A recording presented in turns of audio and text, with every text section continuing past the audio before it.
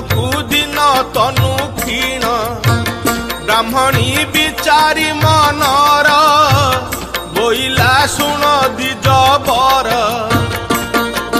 ପୁତ୍ରକୁ କ୍ଷୀର ଦେବା ପାଇଁ ଆଣ ହେ ଦୁହାଳିଆ ଗାଈ ଶୁଣି ବ୍ରାହ୍ମଣ କହେ ବାଣୀ ପାଇକି ହୋଇଲୁ ବ୍ରାହ୍ମଣୀ ଗରିବ ଦିଜ ମୁହିଁ କାହିଁ ପାଇବି ଦୁହାଳିଆ ଗାଈ ଧନରତ୍ନାଦି ଥିବା ଲୋକ କାର୍ଯ୍ୟରେ ଅଟଇ ବିବେକ